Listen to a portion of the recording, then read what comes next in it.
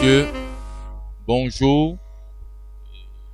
Bienvenue à cette rencontre du ministre des Affaires étrangères et de la coopération avec le corps diplomatique.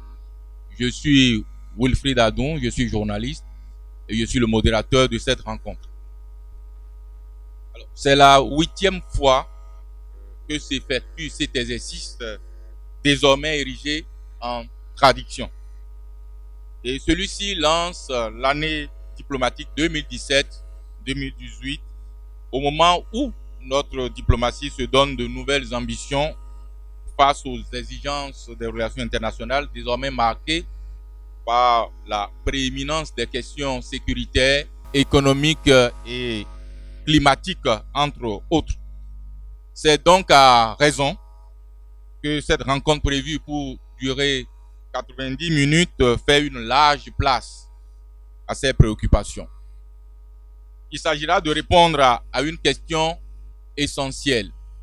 Comment mettre la diplomatie du Bénin au service de l'économie afin de relever avec efficacité les défis de développement que se lance le Bénin à travers le programme d'action du gouvernement.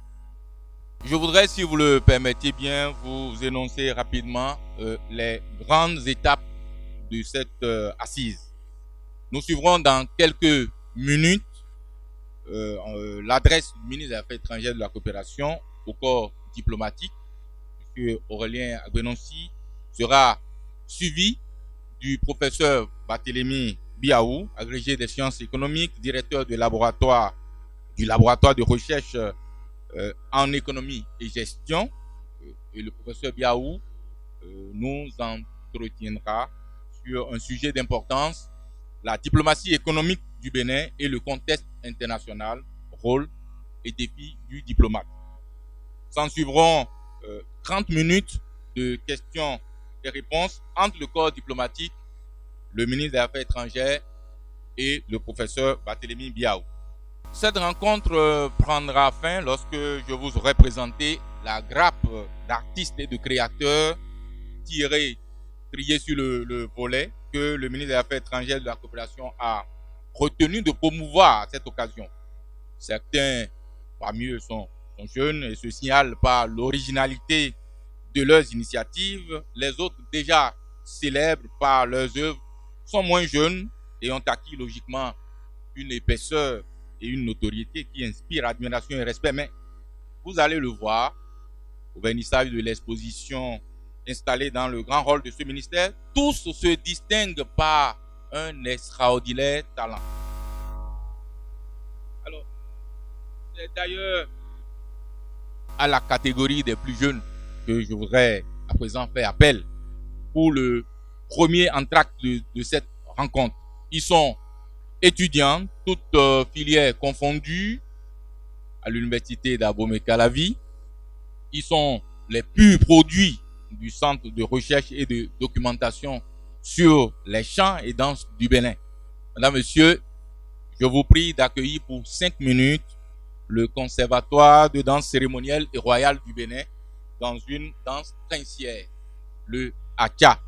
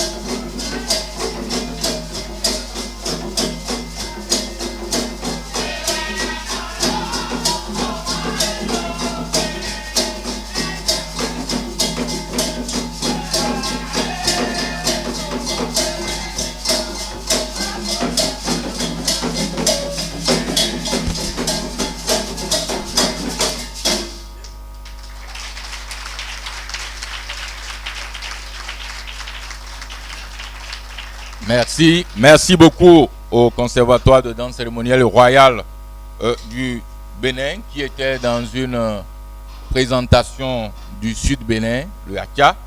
Ce conservatoire, vous allez les retrouver deux autres fois dans deux autres tableaux avant la fin de cette rencontre. Je voudrais préciser, parce que ce n'est pas superflu de le faire, ils sont tous étudiants à l'université d'Abomey-Calavi.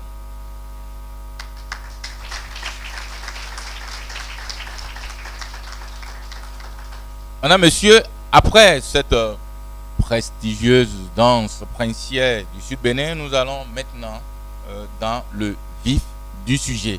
Et je voudrais inviter le maître de séance, Monsieur Aurélien Agbenossi, ministre des Affaires étrangères et de la coopération, à s'adresser au corps diplomatique.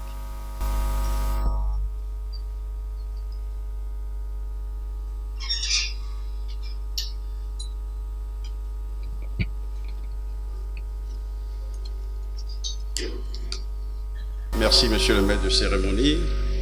Excellence, Madame la doyenne du corps diplomatique.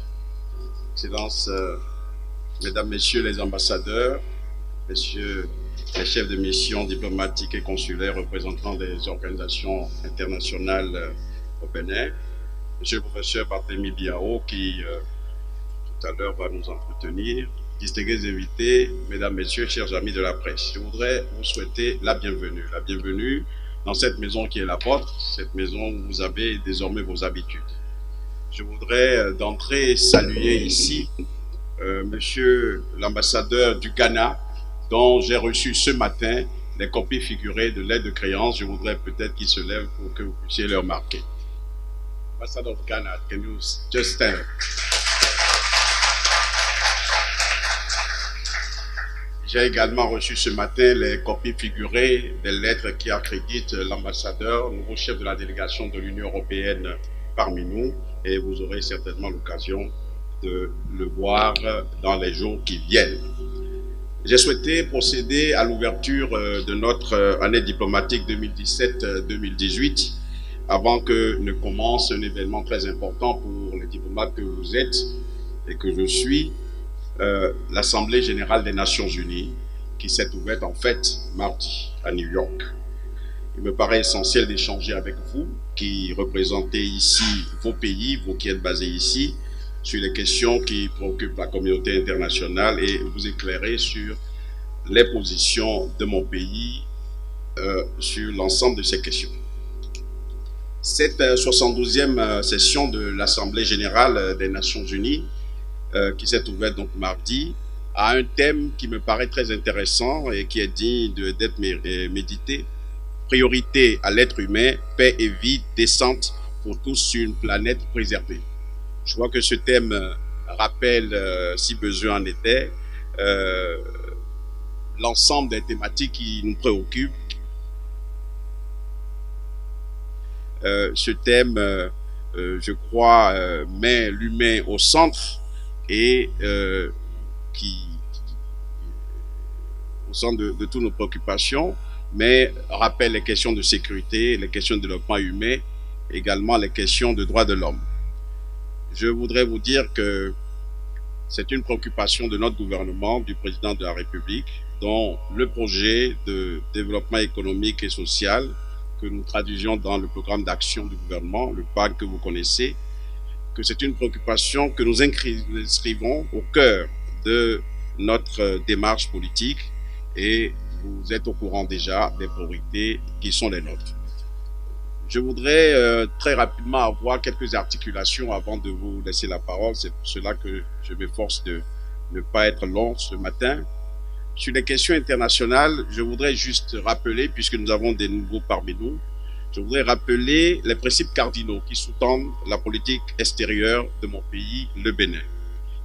Ces principes sont la non-ingérence, le respect et la promotion du droit international, le développement de relations amicales et pacifiques entre les nations et le règlement pacifique des différends internationaux par la voie de la négociation ou d'autres mécanismes appropriés, y compris le recours à la justice internationale. Je sais que ces derniers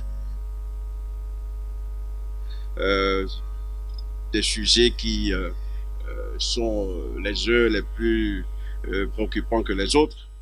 Et pris au hasard comme ça, je voudrais vous dire que nous suivons par exemple les développements récents qui sont intervenus dans la péninsule coréenne.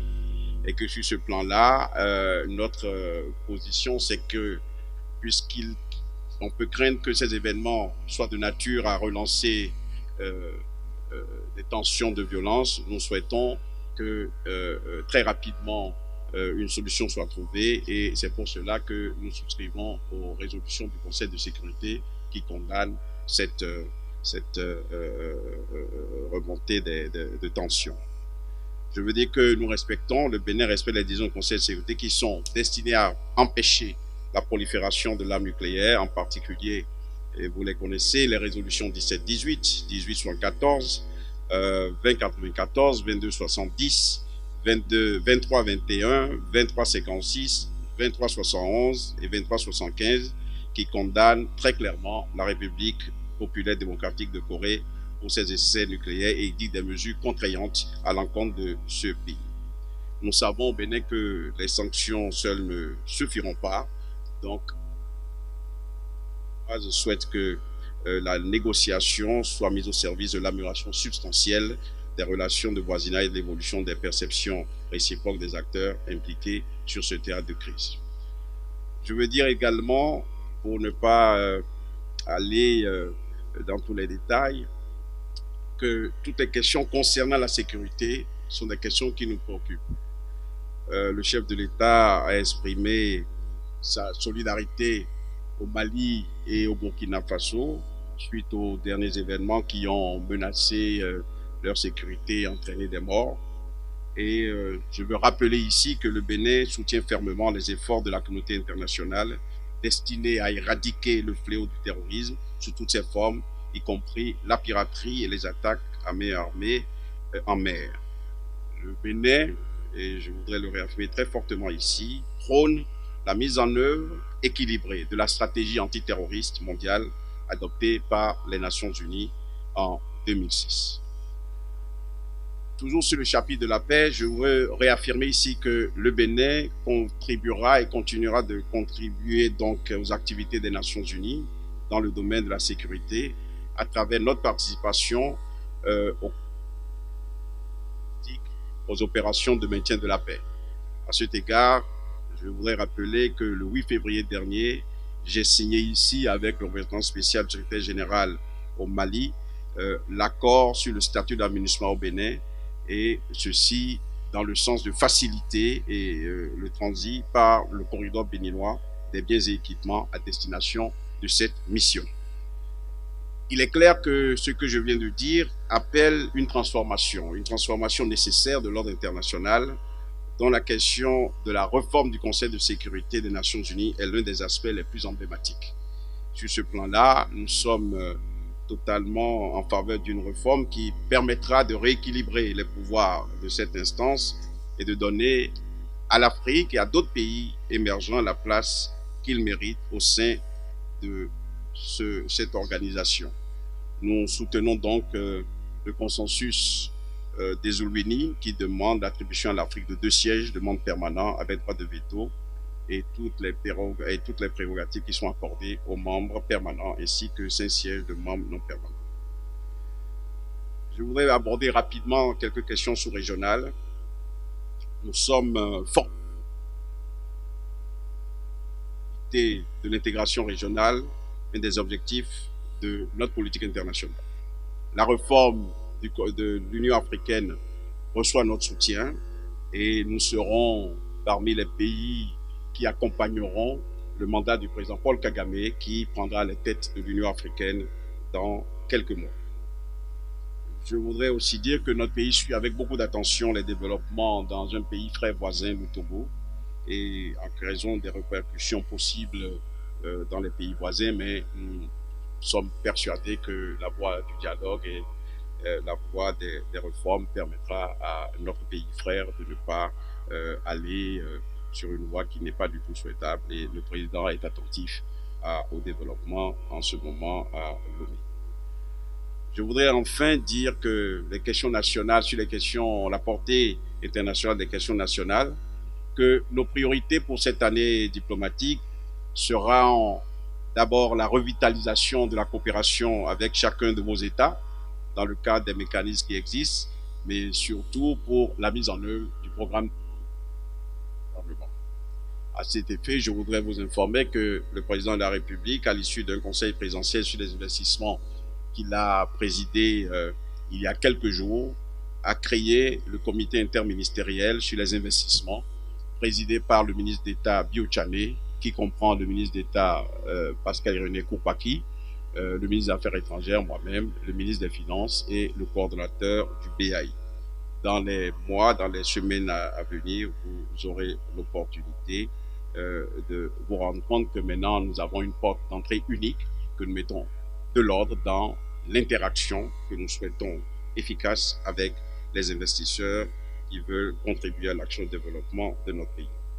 Il est clair que des mesures internes doivent être prises pour donner plein effet à cette décision que nous avons prise il y a un peu plus d'1 an, la décision d'exempter de visa tous les Africains et de faciliter l'entrée et le séjour parmi nous des non-africains par un système de visa électronique. Le 1er janvier 2018, normalement, l'accès au Bénin devrait se faire par la formalité du visa électronique et la forme devait être totalement simplifiée pour tous les citoyens du monde, à savoir que on pourrait accéder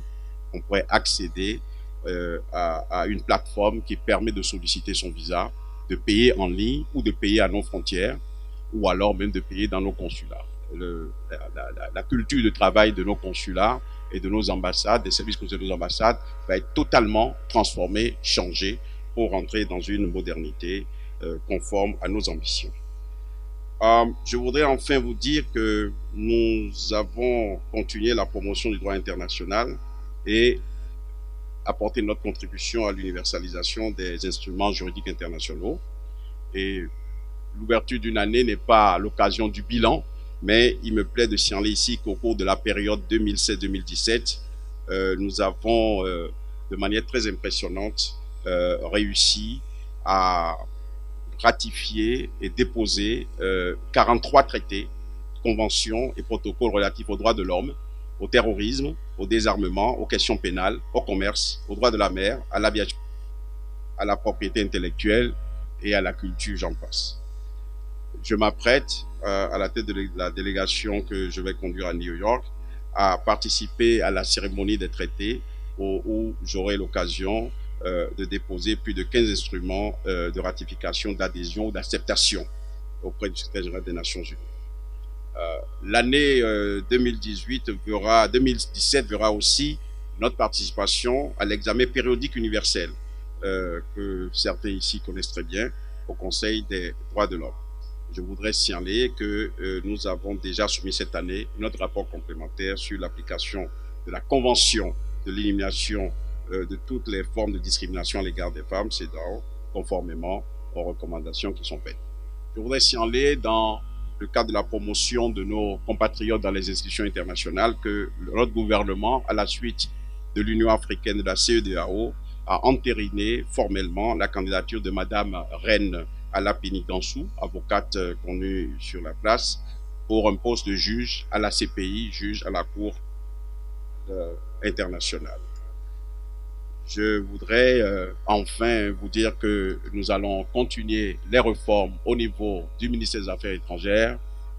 Par certains côtés, certaines de ces réformes sont drastiques, mais tout ceci est fait dans le but d'accroître l'efficacité, est fait dans le but de faire en sorte que notre diplomatie soit une vraie diplomatie au service de notre développement, une diplomatie qui se veut ouverte, mais qui se veut aux avant-postes de l'évolution des sociétés humaines.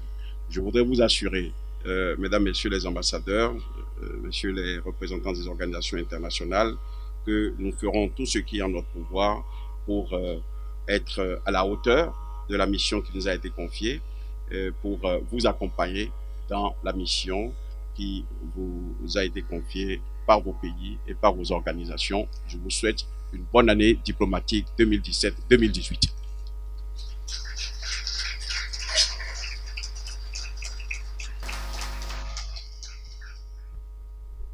Merci au ministre des Affaires étrangères.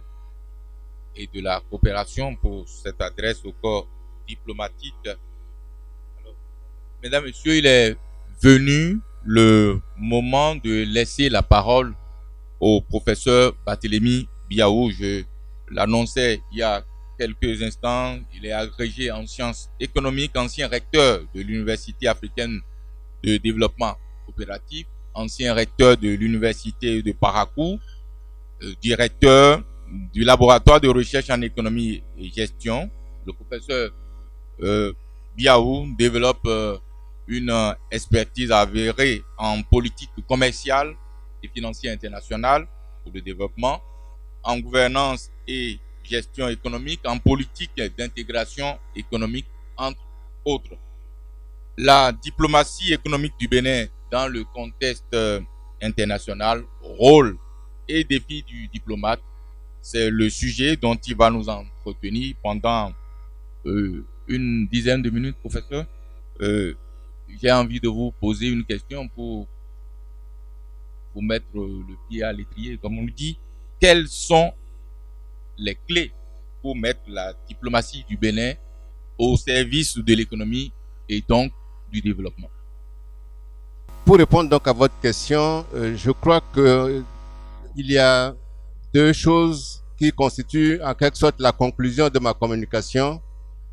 Un, si la diplomatie économique veut être mise au service du développement de notre pays, il faut qu'il y ait des hommes compétents, qualifiés et qui aient le réflexe économique pour défendre partout où ils sont les intérêts du pays au plan économique. Et deux, il faut qu'au plan organisationnel et institutionnel, des réformes soient entreprises pour qu'en quelque sorte, nous ayons le cadre institutionnel nécessaire pour permettre aux hommes de faire ce travail. Donc j'ai le plaisir et l'honneur, n'est-ce pas, de vous présenter le thème de la diplomatie économique au service du développement. C'est intitulé Diplomatie économique du Bénin et contexte international, rôle et défis du diplomate. Après une brève introduction, je vais développer mes idées en 3 points. Je vais d'abord montrer que les logiques économiques président de plus en plus à l'environnement international, façonnent l'environnement international, et qu'au regard de cela, en second lieu, la diplomatie économique comporte des enjeux pour les relations économiques internationales et pour l'insertion des pays dans l'environnement international. Et qu'enfin, en troisième lieu, au regard de cela, la diplomatie économique pour le développement du Bénin implique des défis liés au programme d'action du gouvernement. Lorsque j'avais été associé à cette eu l'information de cette invitation, j'étais un peu perplexe parce que je pensais que je me retrouve dans la situation d'un laïc qui va prêcher à des prélats, puisque je vais parler de diplomatie à des diplomates. Je ne vais donc pas m'embarrasser de définitions qui vont vous ennuyer peut-être, mais je voudrais aller directement à l'objectif de cette présentation pour dire, comme je le disais tout à l'heure, qu'au regard des logiques économiques qui structurent le contexte international contemporain, il s'agit de dégager autant les enjeux des relations économiques internationales que les défis du programme d'action du gouvernement. En conséquence, dans un premier temps, donc, je rappelle les logiques économiques. Je montre ensuite que la diplomatie économique comporte des enjeux et qu'elle doit permettre au Bénin de faire face aux enjeux du programme d'action du gouvernement. Premier temps fort donc de mes développements, les logiques économiques de l'environnement international. Lorsqu'on parle de logique économique aujourd'hui, on pourrait se référer à un terme que nous connaissons déjà, c'est la mondialisation de la globalisation économique. Et cette mondialisation est présidée par trois logiques au moins. Une logique commerciale, une logique productive et une logique financière. Et ces trois logiques concourent, chacune à sa manière, à renforcer l'interdépendance entre économies et une interdépendance qui est de plus en plus complexe. D'abord, la logique commerciale. La logique commerciale est liée au fait que, nous le savons, en particulier depuis la Deuxième Guerre mondiale, il y a une intégration commerciale de plus en plus forte avec l'ouverture des pays aux marchés internationaux de biens et de services. Lorsqu'on considère les statistiques, sur toute la période qui va de 1960 à nos jours, le commerce mondial a évolué plus rapidement que la production mondiale. C'est le signe d'une intégration économique ou commerciale de plus en plus forte et qui se manifeste également par le renforcement de la coopération commerciale internationale avec l'émergence ou les avancées du système commercial multilatéral. Ces logiques économiques sont en deuxième lieu, se manifestent en deuxième lieu par les logiques productives, comme je le disais. Et les logiques productives, c'est le fait que, en particulier, on peut dire, depuis les années 50, nous avons vu la montée en puissance des firmes multinationales et le développement des investissements directs étrangers qui constituent aujourd'hui un canal important du développement des économies nationales et de la globalisation. Je vais vous donner, je ne sais pas si c'est projeté, quelques statistiques sur les 10 plus grandes entreprises du monde en termes de chiffre d'affaires en 2016.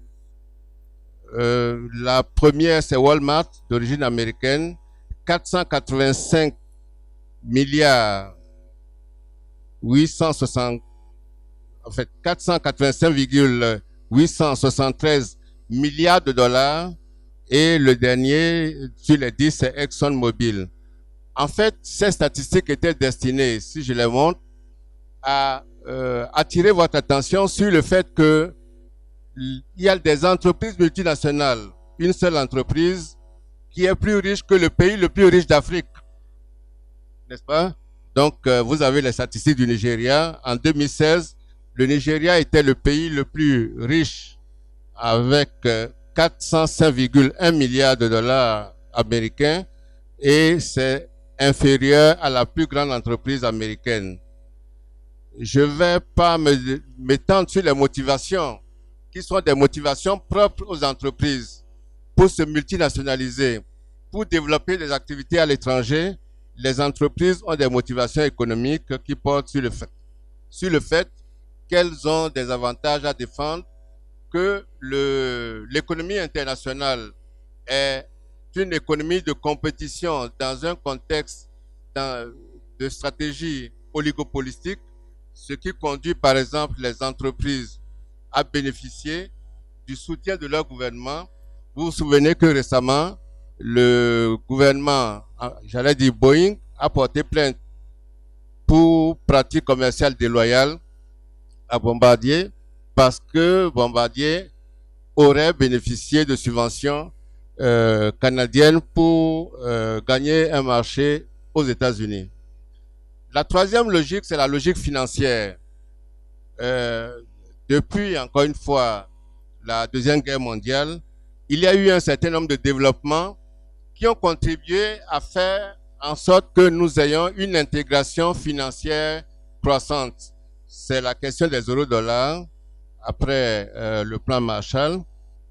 C'est dans les années 70, le recyclage des pétrodollars, le triangle pays pétroliers, banque occidentale, pays en développement. C'est la crise de l'endettement international à partir de 1982. C'est la crise du système monétaire international à partir de 1971. Et à partir de 1986, la déréglementation au niveau international a conduit à ce que nous appelons en économie la règle des 3D, déréglementation, décloisonnement et désintermédiation, tout cela contribuant à une intégration financière internationale croissante.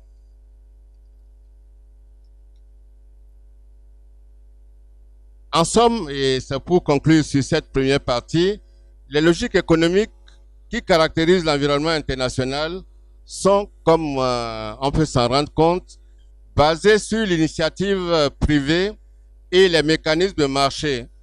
Mais les États ne sont pas indifférents. Nous avons parlé de politique commerciale stratégique parce qu'ils interviennent pour prévenir les crises, pour les gérer et pour, en quelque sorte, faire en sorte qu'il y ait une harmonie dans les relations économiques internationales. C'est pour cela que la diplomatie économique est confrontée à des enjeux importants des relations économiques internationales. D'où le deuxième temps fort de mon exposé, la diplomatie économique et les enjeux des relations économiques internationales.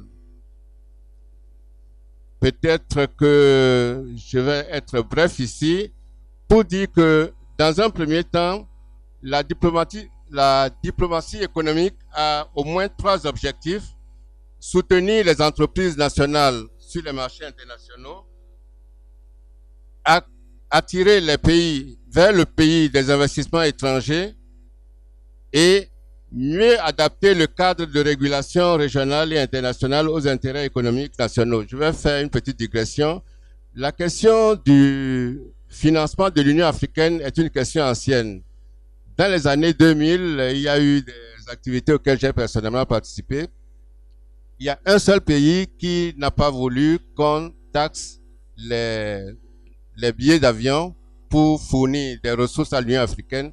C'était le Kenya, parce que aux tribunes auxquelles j'avais assisté, le Kenya pensait que c'était une voie pour tuer le tourisme dans son pays. Donc, la diplomatie économique est un canal par lequel nous défendons également les intérêts économiques de notre pays dans les institutions internationales auxquelles le pays participe. En ce qui concerne les acteurs, c'est naturellement les États, mais de plus en plus, on considère que les institutions économiques internationales comme la Banque mondiale, le Fonds monétaire international et l'OMC sont des acteurs importants de cette diplomatie économique.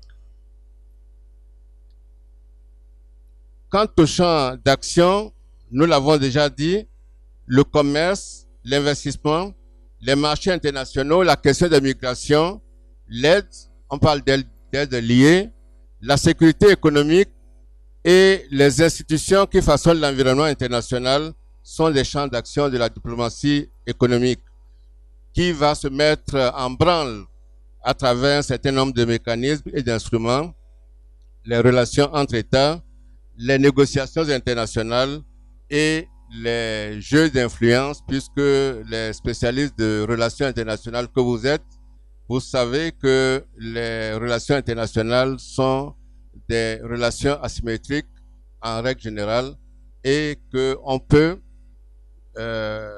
influencer la décision d'un pays à travers le poids économique. On le voit dans la gouvernance des institutions comme le Fonds et la Banque mondiale.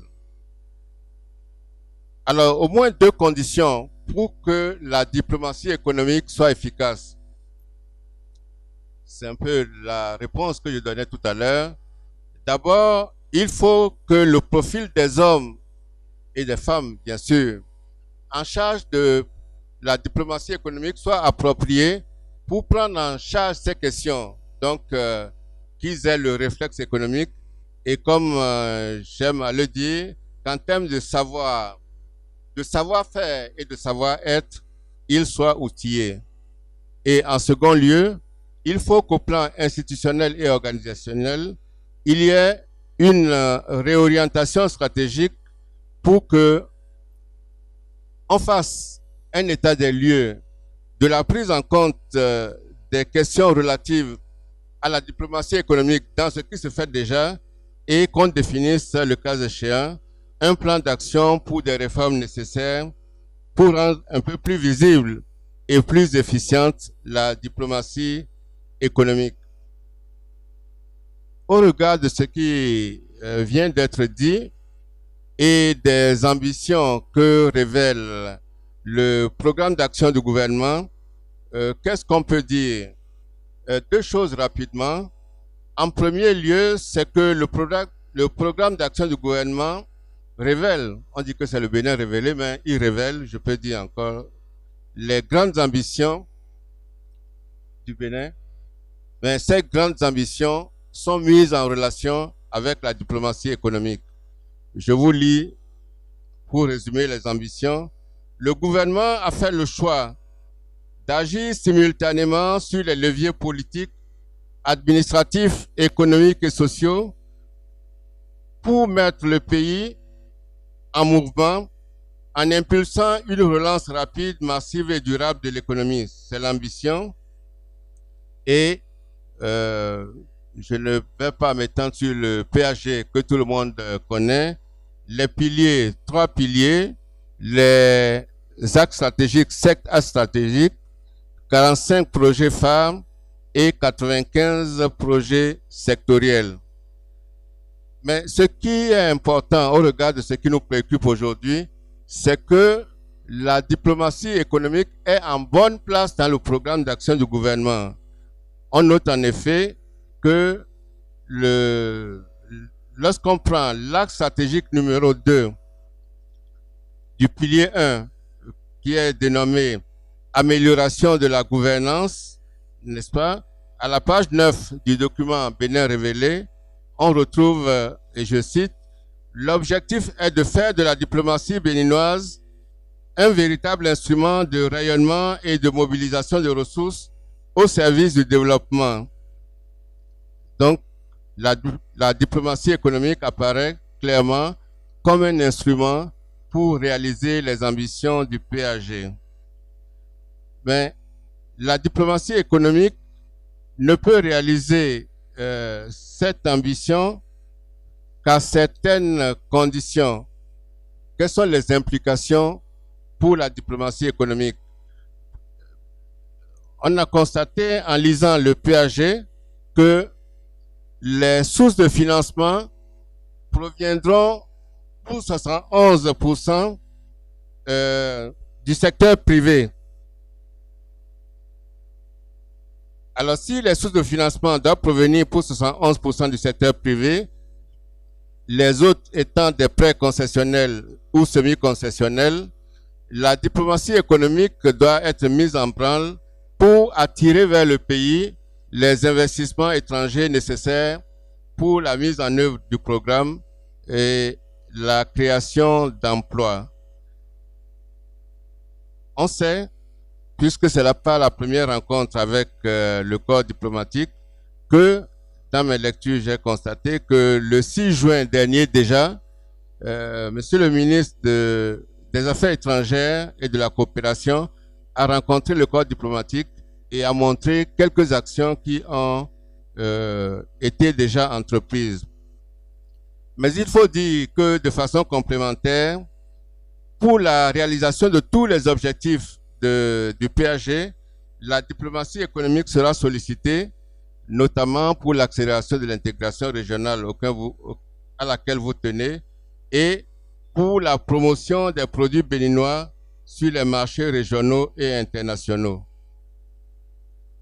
Je pourrais dire en conclusion, c'est pour résumer ce qu'on a dit jusque-là, qu'en premier lieu, au regard des logiques économiques des relations internationales, la diplomatie économique constitue une évolution substantielle des pratiques diplomatiques au XXe et XXIe siècle.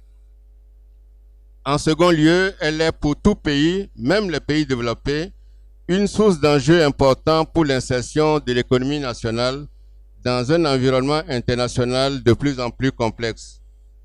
Il en résulte enfin, au regard des grandes ambitions du PAG, au sein desquelles la diplomatie économique se retrouve en bonne place, des réformes nécessaires en termes de ressources humaines et de réorientation stratégique qui renforcent l'efficience de la diplomatie économique du Bénin. Monsieur le ministre des Affaires étrangères et de la coopération, mesdames et messieurs les membres du corps diplomatique et représentants des organisations internationales, mesdames et messieurs les invités, voilà, je vous remercie de votre attention pour cette présentation.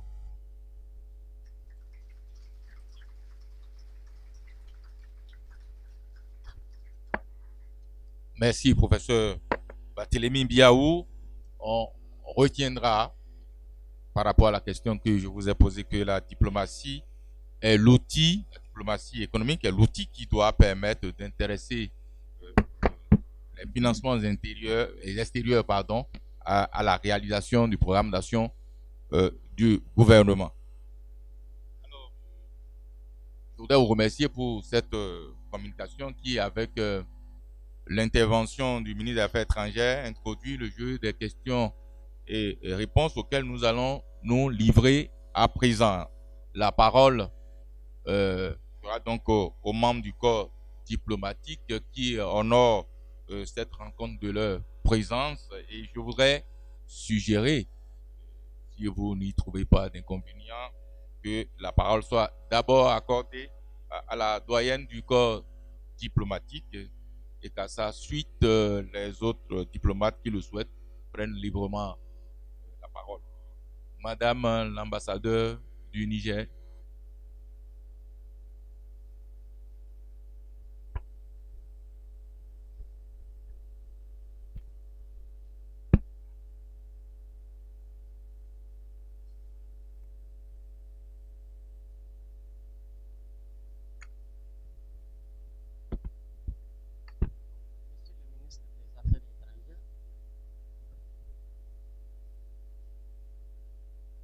Permettez-moi tout d'abord de vous remercier d'avoir organisé cette 8e rencontre d'échange entre vous et le corps diplomatique.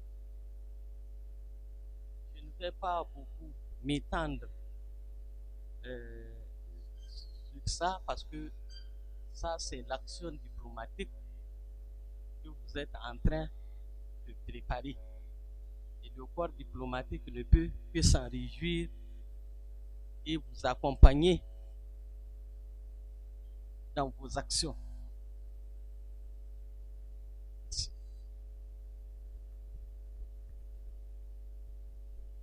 Merci, Madame l'ambassadeur du Niger. À présent, la parole est libre. Elle est à qui veut la prendre. Le micro est là qui va circuler.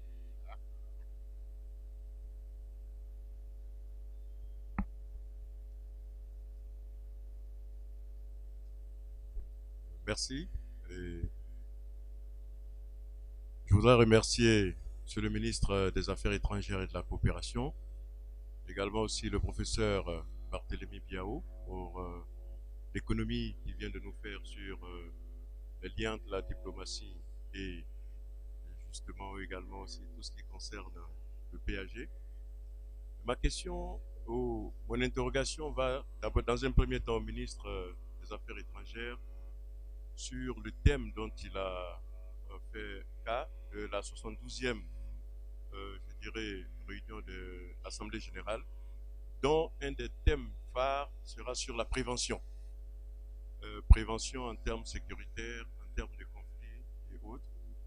Et nous savons que cette semaine, il y a eu une consultation ici au Bénin sur la résolution 2250 des Nations Unies, portant sur le rôle des jeunes dans la paix et la sécurité et le développement.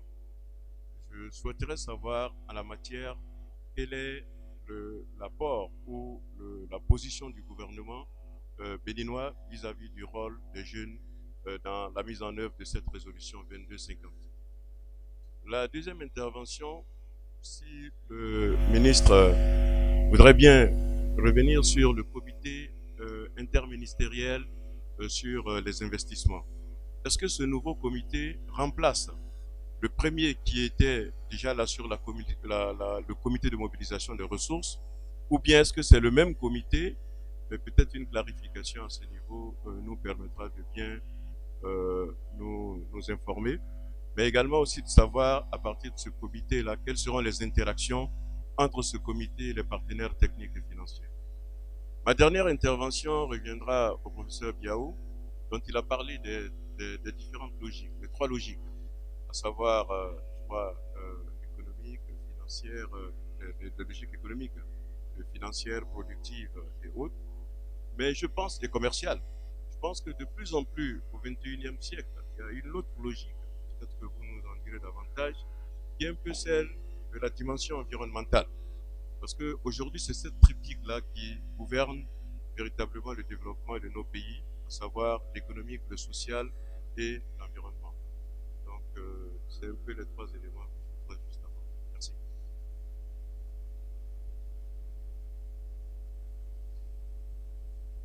Merci.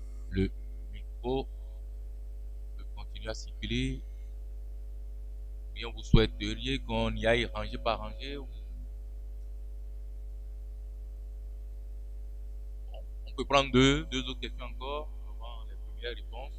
Peut-être que l'appétit viendra en mangeant.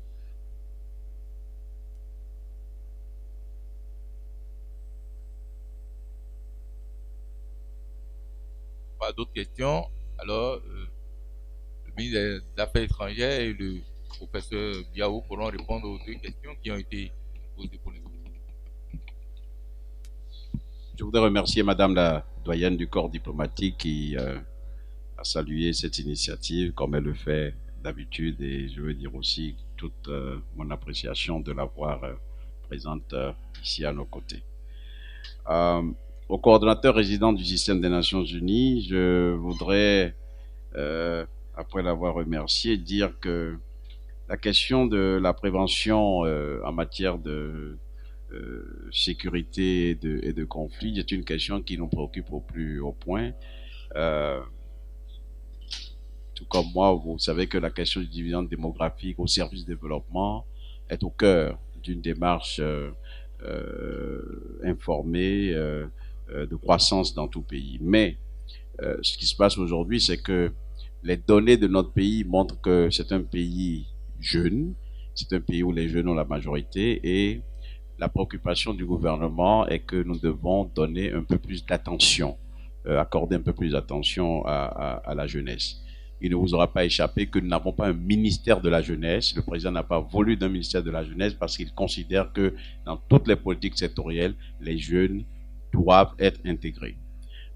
Comme il disait une fois, chaque ministre doit sentir que dans l'action qu'il mène, une place prépondérante va être accordée aux jeunes. Donc l'absence d'un ministère qui ferait un peu gadget et qui sectorialiserait un peu trop la jeunesse, c'est un choix délibéré que nous avons fait pour ne pas faire comme avant. Hein. On essaie d'aller au-delà des paradigmes classiques. Donc, la question de la résolution et le rôle des jeunes est une chose qui nous tient à cœur. Nous allons soutenir cette démarche. Nous sommes totalement en faveur de la résolution 2250 et nous allons continuer et même donner un peu plus d'élan à l'importance que l'on peut accorder aux jeunes dans les prises de responsabilité, l'importance qu'on doit donner aux jeunes dans les conceptions de politique, mais surtout les actions de sensibilisation pour prévenir la violence, pour prévenir les conflits et surtout dans tout ce qui est lié à l'action et à l'appareil sécuritaire, le rôle, la spécificité qui est celle des jeunes est, comme je l'indiquais tout à l'heure, un élément clé. Et vous aurez le temps dans les mois, les semaines à venir, vous aurez le temps de le constater. Et le gouvernement restera dans cette direction-là et confortera sa position. S'agissant du comité interministériel d'investissement, il ne remplace pas le comité de mobilisation de ressources. Une chose est d'avoir une porte organisée, structurée pour les investisseurs qui viennent vers nous. Ce comité a été créé. Nous sommes rendus compte que l'action d'accueil et d'interaction avec les investisseurs, si nous utilisons l'approche classique, perdrait beaucoup de temps aux investisseurs, ou perd déjà beaucoup de temps aux investisseurs, parce que lorsqu'un dossier arrive, il faut aller discuter au ministère du Plan, ensuite au ministère du Commerce, aux Affaires étrangères, ensuite aller aux finances. Et le chef de l'État a voulu que nous mettions en place ce qu'on appelle un one-stop center pour les investisseurs. Donc, ce comité va connaître des initiatives, va faciliter l'évolution les mouvements des investisseurs chez nous. Et ce comité est soutenu par une équipe d'appui qui comprend, comme je l'ai indiqué, les représentants des entités que j'ai mentionnées, à savoir le ministère du Plan, des personnes de la présidence. Donc, c'est en cela que le ministre d'État, secrétaire général de la présidence est membre, le ministre des Finances, je ne sais pas si j'avais mentionné tout à l'heure le ministre des Finances, le ministre du Commerce et le ministre des Affaires étrangères, et tout cela avec un appui du bureau du coordonnateur du BAI, du bureau d'analyse et d'investigation de la présidence. Donc, ces deux entités qui, certes, se ressemblent puisque c'est à peu près les mêmes acteurs, à une chose près, l'élément du ministère du Commerce, mais c'est deux institutions qui ont des vocations différentes, mais c'est le souci d'avoir ce qu'on appelle un service tapis rouge, red carpet service pour les investisseurs qui vont venir, parce que le professeur Biao a bien indiqué tout à l'heure que dans nos projections, nous souhaitons aller dans des démarches de type PPP. Nous souhaitons que les ressources qui viennent dans notre action de développement soient autour de 70% en provenance du secteur privé. Voilà. Je crois que j'ai répondu à vos deux questions. Je laisse la parole maintenant au professeur Biao pour la préoccupation que vous avez évoquée. Merci beaucoup. Bon, merci pour votre question. En fait, lorsque j'introduisais l'exposé, l'idée est de montrer qu'il y a des dynamiques, des dynamiques qui contribuent à une intégration économique croissante. Et cette dynamique, on peut trouver plusieurs moteurs. J'ai privilégié trois principaux moteurs. Je peux dire qu'ils font consensus. C'est le moteur commercial. Le commerce se développe, le commerce des biens et services s'est développé depuis les années 50 jusqu'à aujourd'hui.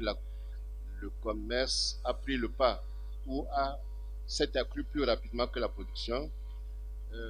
C'est la production qui s'est internationalisée avec les firmes multinationales.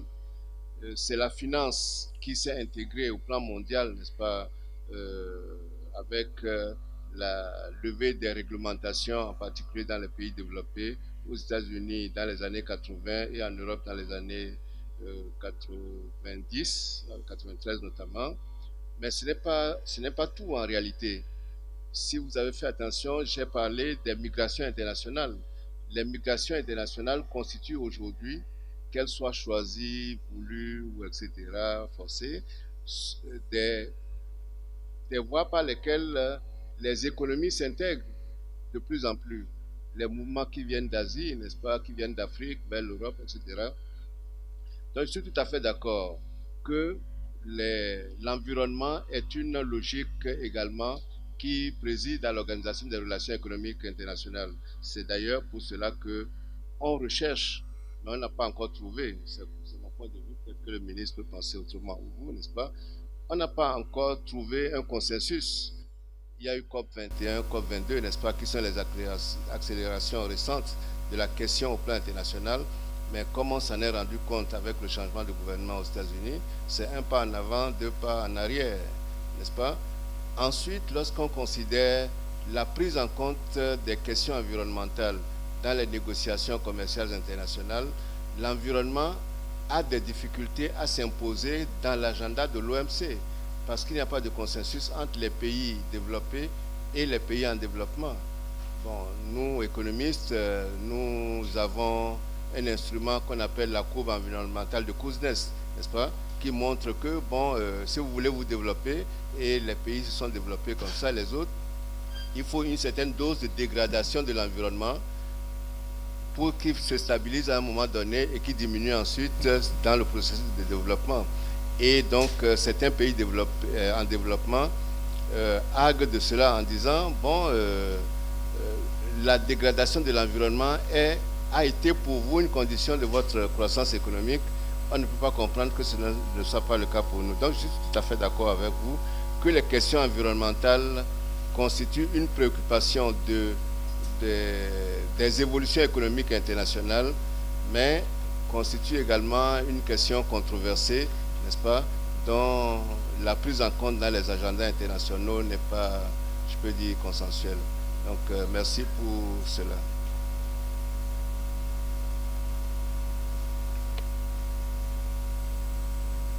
Alors, est-ce qu'il y a d'autres questions? On va ouvrir la liste des interventions. Peut-être qu'il y en a 2 ou 3 autres.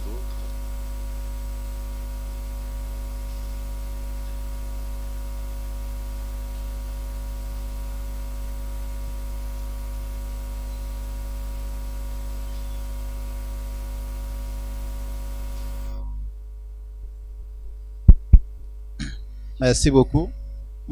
J'ai une seule question qui va à l'endroit du professeur Biao, que je respecte beaucoup. Je n'ai pas eu l'occasion de le voir par le passé. Je voudrais savoir, à la suite de votre présentation, si la diplomatie économique telle que vous l'avez présentée ne participe pas de la désinstitutionnalisation de l'institution pour une institutionnalisation de l'organisation qui demeurera toujours inachevée. Merci.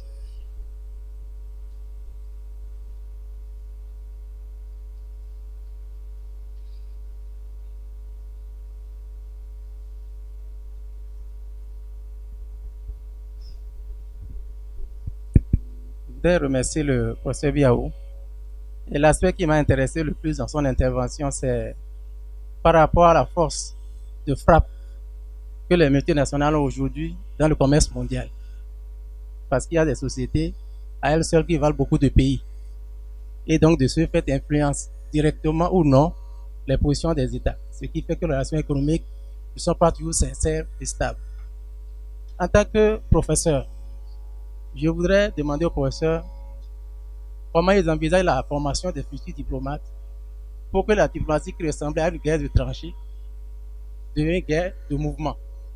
Parce que les troupes qui doivent travailler pour les guerres de tranchées ne peuvent pas être compétentes pour les troupes pour une guerre de mouvement. Je vous remercie.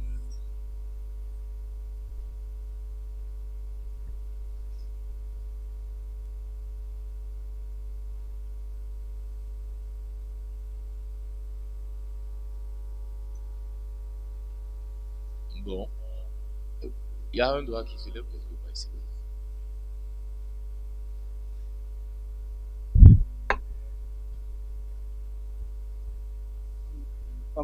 Gambia ambassador, President in Abuja. Gambia ambassador. First of all, Honorable Minister, I want to register my appreciation and thankfulness to the government of Benin, the President and government and people of Benin, for their active participation during the political impasse in the Gambia. I remember actually sitting right behind you during the closed door session of the meeting of the heads of state and authority in Abuja at Hilton. I was sitting right behind you, but it was a time where one cannot introduce itself. But I'm quite aware of your effective participation. And on behalf of the whole country, the President and people of Gambia, once again, I extend my heartfelt appreciation and thankfulness. That leads to some of the points that you have raised earlier regarding North Korea. You mentioned about diplomacy and this Mali issue as well. Because we've learned from the issues that has happened in the Gambia, we need to give chance to diplomacy. Because without Gambia had reached a stage where we are at the brink of civil war during that political impasse, because you cannot understand why the head of state who has been defeated considered defeat just to turn around and refused to accept, and he was not even asking for recounting, but asking for re-election. So that is a shining example for all African countries, and what we have seen as well in Kenya just recently. I will really urge you, the role that you play in bringing peace in the Gambia, continue and play that kind of role in other African countries. That diplomacy must be given chance. And also again, I want to mention about the 2 seats that you talk about at the United Nations. Gambia is in full support of that.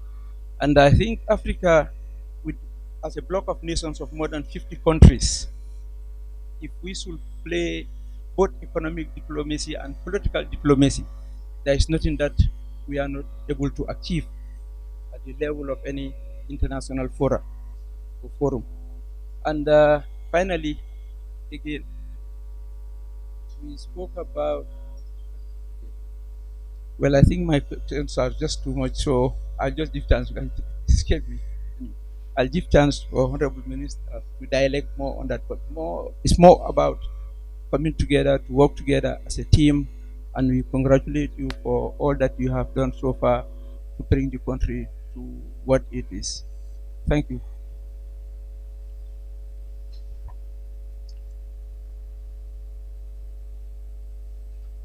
Oui, alors je crois que nous allons commencer par retourner la parole au professeur Biaou, et peut-être après le ministre des Affaires étrangères. Bon, merci, monsieur le modérateur. Bon, les 2 questions apparaissent complexes dans leur formulation, mais peut-être que ça peut être simple à comprendre. Le premier, c'est je ne dis pas que c'est un jeu de mots, n'est-ce pas? Des institutionnalisations de l'institution et des organisations de l'organisation. C'est ça que vous avez dit. Et institutionnalisation de l'organisation. Alors, est-ce que vous pouvez être plus explicite, s'il vous plaît?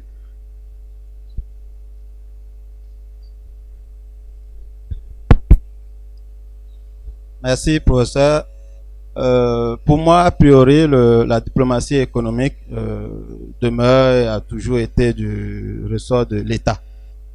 Aujourd'hui, on a un programme d'action du gouvernement très ambitieux qui souhaite évoluer dans une démarche ou une logique de PPP, envisageant le financement de ce programme à hauteur de 70% par le privé.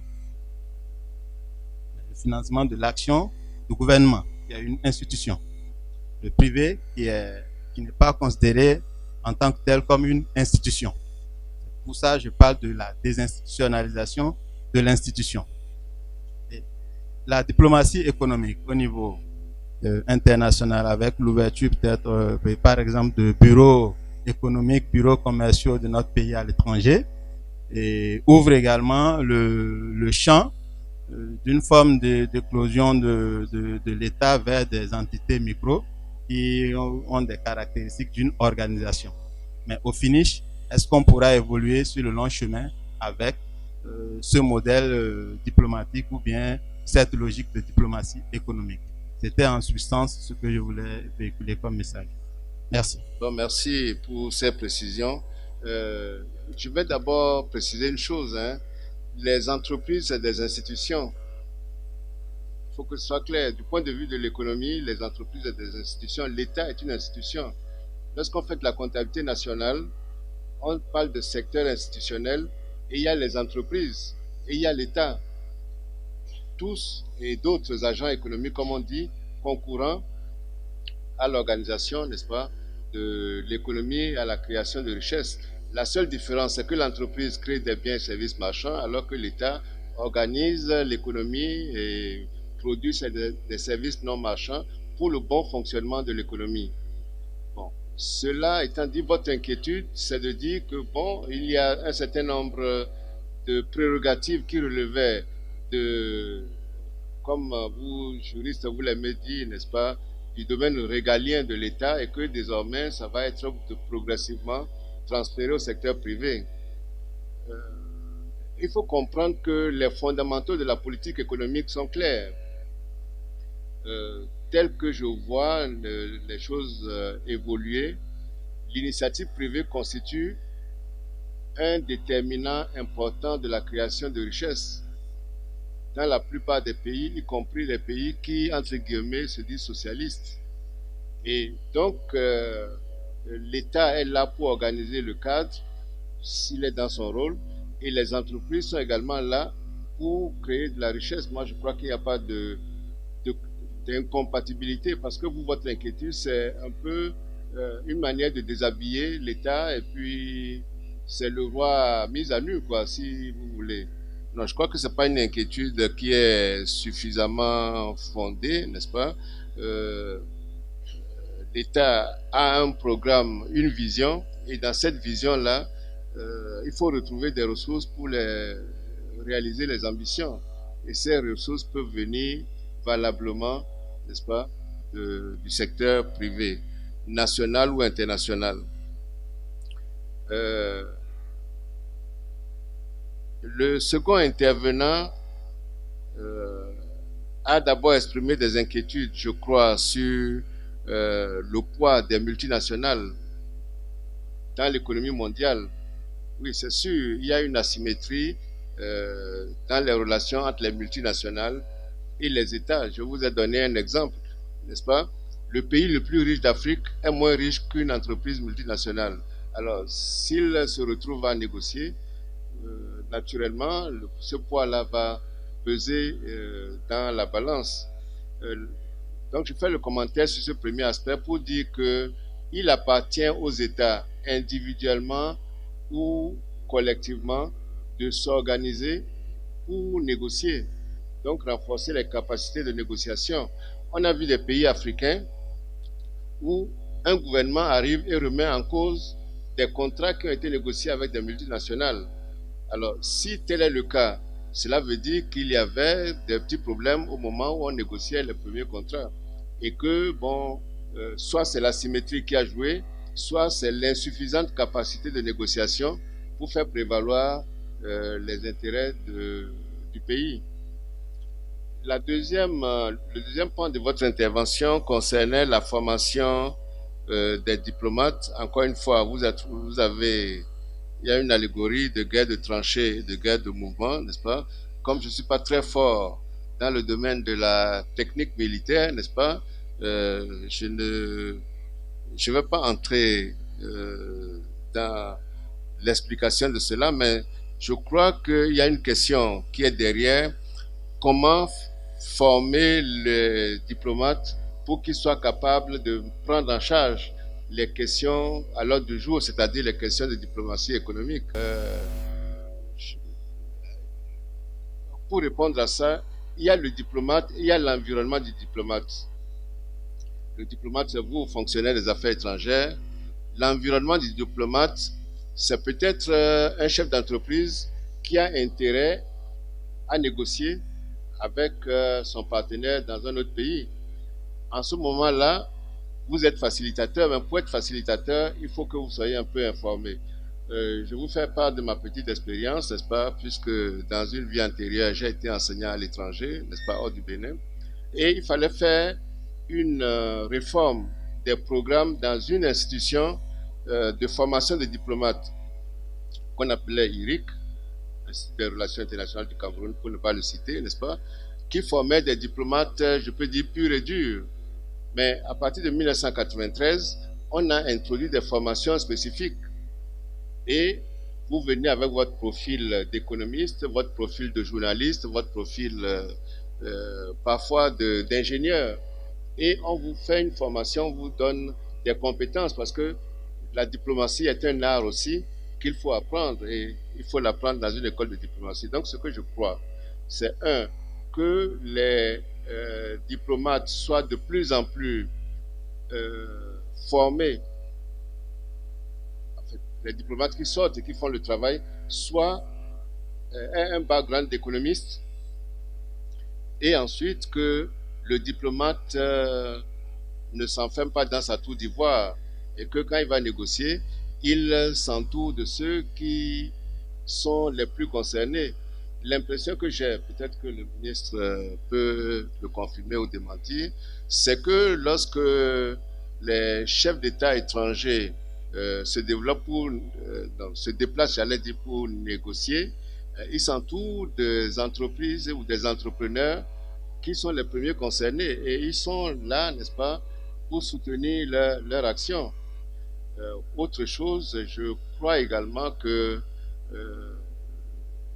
le fonctionnement des administrations dans nos pays, n'est-ce pas, je pourrais dire francophones, puisque j'ai fait quelques pays francophones, n'est-ce pas, je ne connais pas l'expérience des pays anglophones, crée une trop grande césure entre ceux qui sont techniquement au parfum de la question et qui sont ceux qui sont administrativement ou politiquement en charge de la question.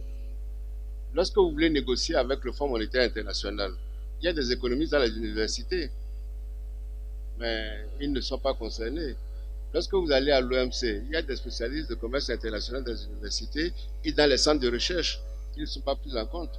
Par contre, je crois, c'est l'impression que j'ai en tout cas, dans d'autres pays, notamment anglophones et occidentaux, il y a une plus grande symbiose entre ces sources de compétences, n'est-ce pas, pour faire en sorte que un certain nombre de préoccupations que au jour le jour vous ne voyez pas, j'allais dire dans le quotidien administratif, qu'un universitaire, un chercheur puisse attirer votre attention sur les implications de telle direction que vous voulez prendre. Donc, former les gens, mais avoir une approche plus holistique, n'est-ce pas, de l'utilisation des compétences dans les pays, ça pourrait être utile pour l'efficience de ce que de la diplomatie économique, puisque c'est de ça qu'il s'agit. J'espère que je ne suis pas passé à côté. Parce que la question était un peu complexe. Merci, professeur Biao. On va peut-être laisser la parole au ministre des Affaires étrangères pour répondre à la question du diplomate gambien. Ambassador from the Gambia, I think you made comment, and I just want to thank you for those comments, and particularly you did recall our position during the crisis in your country. I remember your face now because I was asking myself, where did I meet this man? And I'm happy that you disclosed this and you helped me to find this. It's true that last year in December, we were very concerned about what was happening in Banjul. And my president, when he tasked me to go to Abuja just after we presented here our government program, he told me, make sure you tell them that we are even ready to deploy troops to go to the Gambia. And during that period, he was also on the phone with some of his peers to tell them that we should not let it go. And I'm happy. And we are also supporting the president of the commission, Mr. D'Souza, for the direction given to him by, of course, all the head of state. So we are happy of the results, and I was moved when I met your president in Bamako for the first time, even before his return to Banjul. So I just want to thank you for that and tell you that the position of our country is that democracy should be respected and voters' decisions should be respected. And anywhere that will happen, should this happen anywhere, we will be there to react. I also share your views, what you said on the Security Council. It's only justice for countries based on our population and based on the importance of some countries now in the global economy that seats be allocated to them.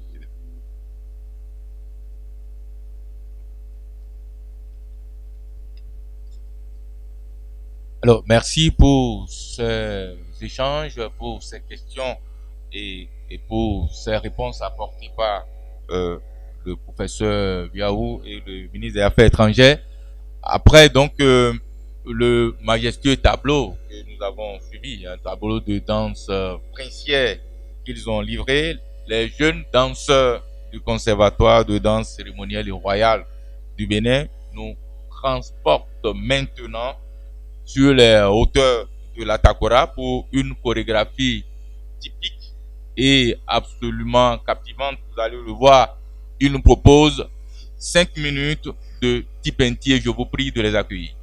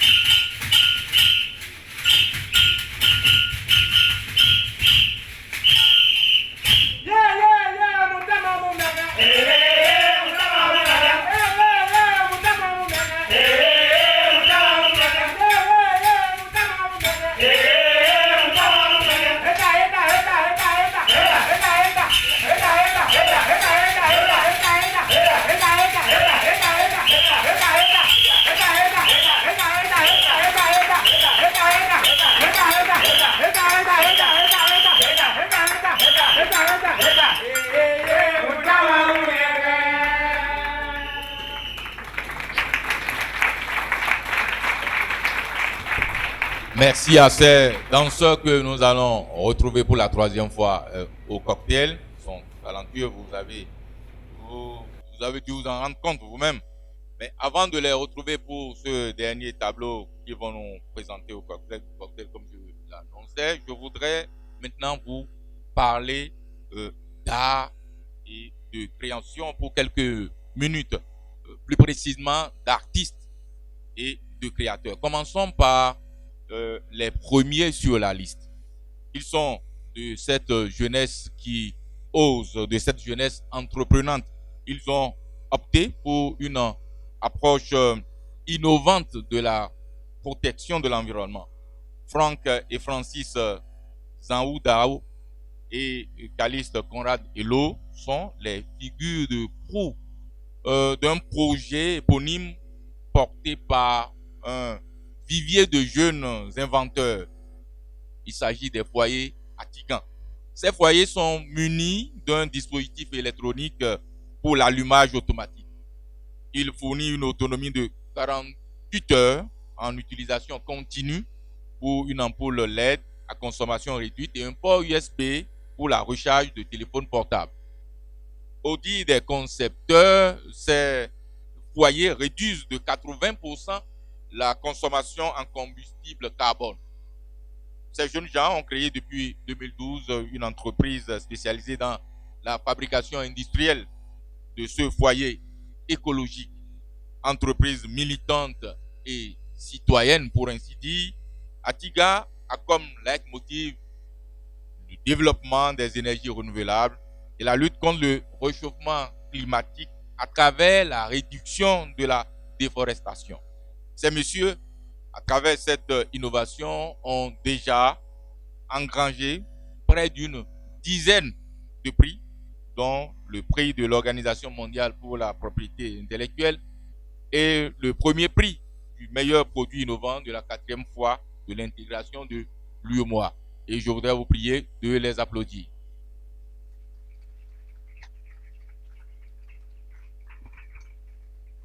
Vous pourrez venir peut-être devant, cher monsieur.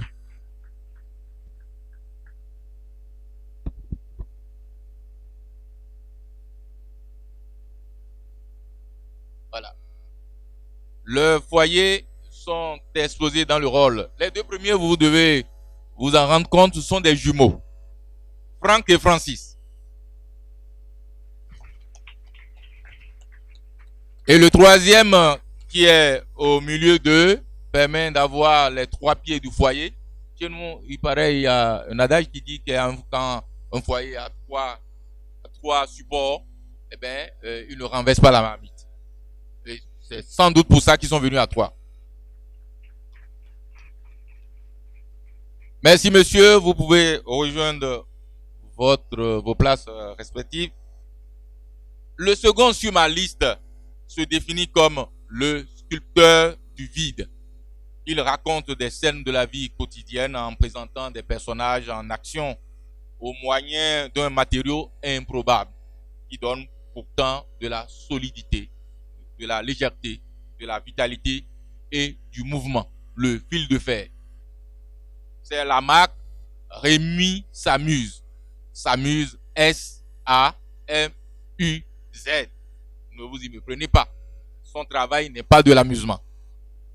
Ce plasticien est un artiste singulier qui pose sur le monde qui l'entoure un regard habillant son art de lumière. Il utilise une technique qu'il dit avoir appris des oiseaux qui tissent et construisent des nids solides avec des brindilles de paille. C'est avec ces géantes sculptures de fil de fer tissé que Rémi Sossovi, de son vrai nom, a participé au 8e jeu de la francophonie, d'où il nous revient avec la médaille d'or. Rémi S'amuse, s'il vous plaît.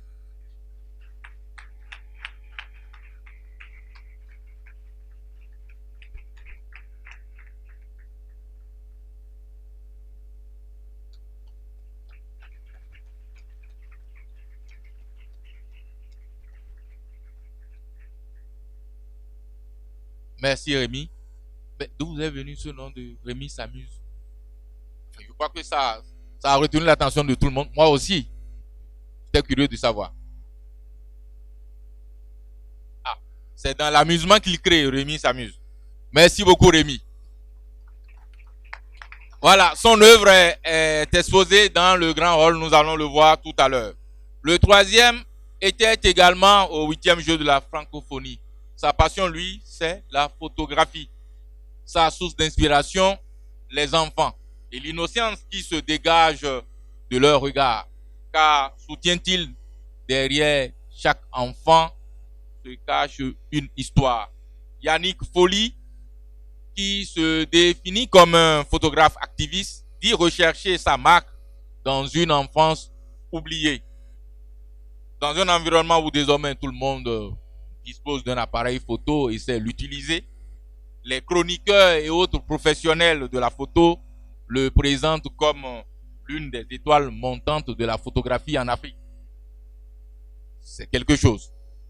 À son actif, une demi-douzaine de distinctions honorifiques glanées dans plusieurs pays.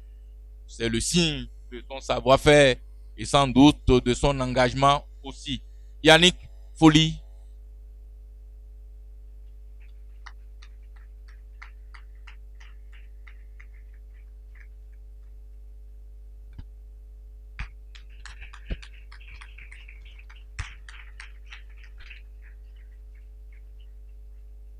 Bravo Yannick. Ces photos décorent la salle où nous nous trouvons. Vous pouvez y jeter un coup d'œil. Il est l'auteur de ces photos. Merci et bravo Yannick.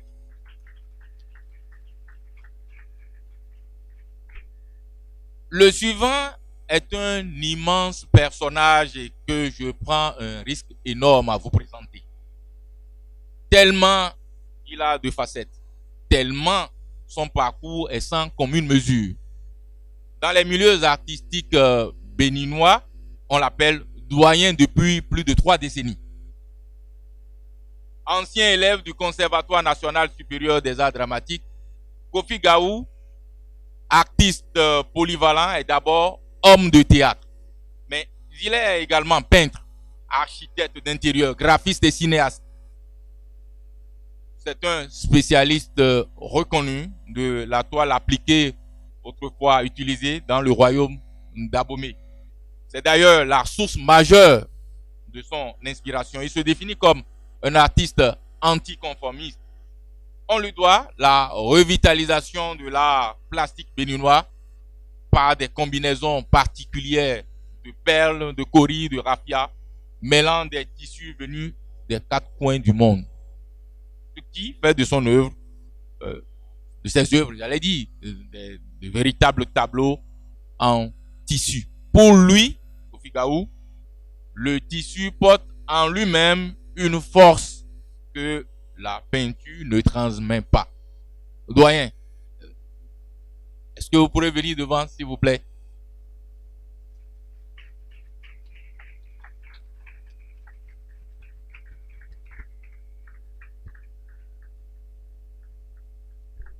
Alors, Kofi Gaou a exposé dans le hall du ministère pendant plusieurs semaines. Et je vous disais, ça commence aujourd'hui, d'accord.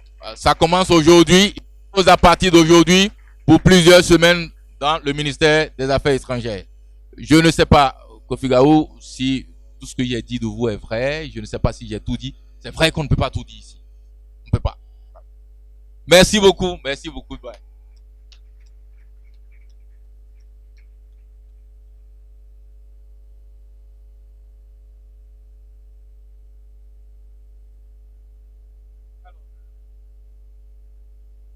Encore un autre fait de l'étoffe des grands. Vous allez le voir, il est grand de taille déjà. C'est l'un des précurseurs de la scène et des arts plastiques au Bénin. Il a été surtout le premier acteur béninois à avoir tenu le rôle principal dans un film de long métrage, Sous le signe du Vaudou. Peintre mi-réaliste, mi-surréaliste et mi-naïf comme il se définit lui-même, ce comédien, sculpteur et poète qui a une préférence marquée pour les contes et les chants a signé le logo de la béninoise, cette bière qui porte bien son nom. peu de personnes le savent. Gratien Zossou est un artiste hors pair, même s'il se dit lui-même mal compris. Madame, Monsieur, je préfère qu'il vienne ici, que vous le voyez, et que vous puissiez aller dans le rôle du ministère pour découvrir ses œuvres qui parlent mieux que ce que je ferai ici. Gratien Zossou.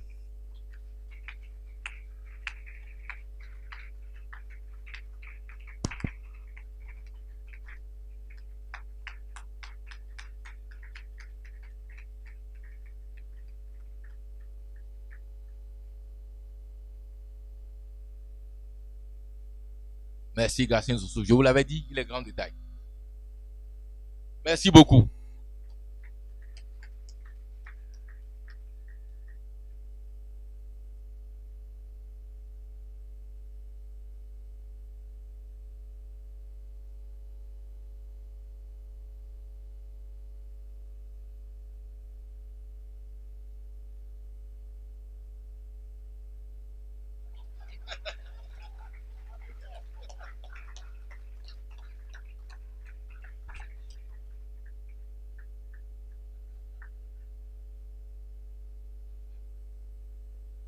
Alors, vous avez vu défiler par 2 fois le conservatoire, les jeunes du conservatoire des danses cérémonielles, de danse cérémonielle et royale du Bénin. Mais je voudrais dire un petit mot sur ces jeunes gens avant que le ministre des Affaires étrangères ne reprenne la parole pour son mot de conclusion. Ce conservatoire de danse est l'une des initiatives centre de recherche et de documentation sur les chants et danses du Bénin, dont le principal objectif est de rechercher, d'archiver et de diffuser les chants et danses cérémonielles et le patrimoine immatériel béninois menacé d'extinction. Les professeurs Albert Bienvenu Akocha et Bienvenu Koudjo sont les responsables de cette heureuse initiative. Alors, je voudrais vous proposer quand même de les applaudis pour cette initiative. C'est eux qui encadrent ces jeunes gens que nous avons vus.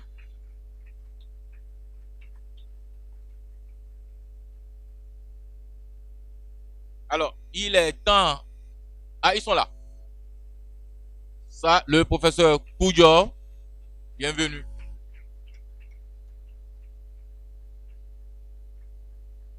D'accord. Merci, professeur.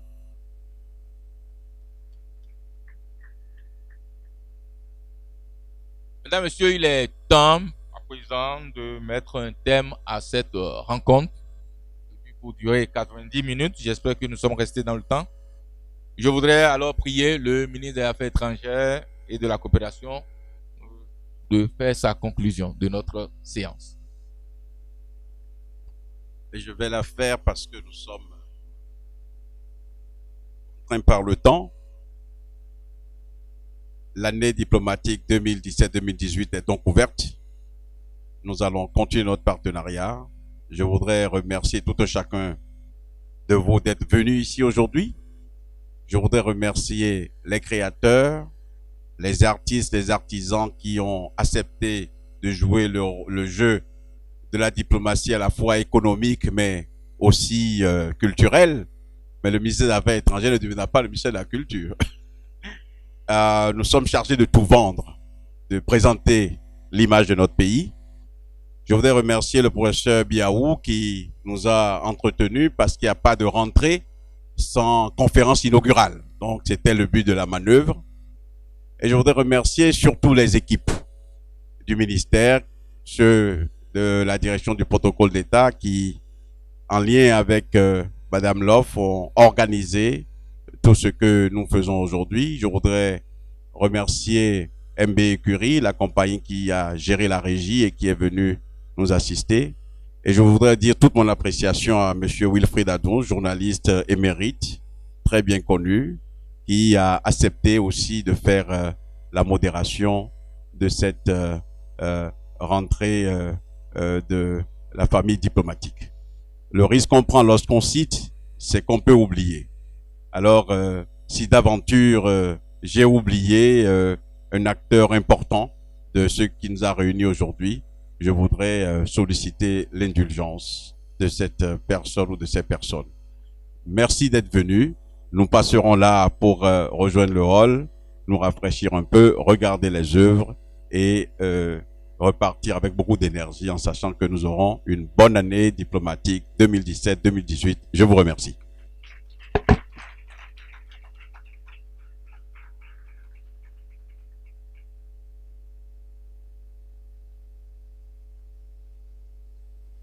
Alors, rendez-vous dans le grand hall du ministère, au rez-de-chaussée, pour le cocktail et le vernissage de l'exposition qui est installée.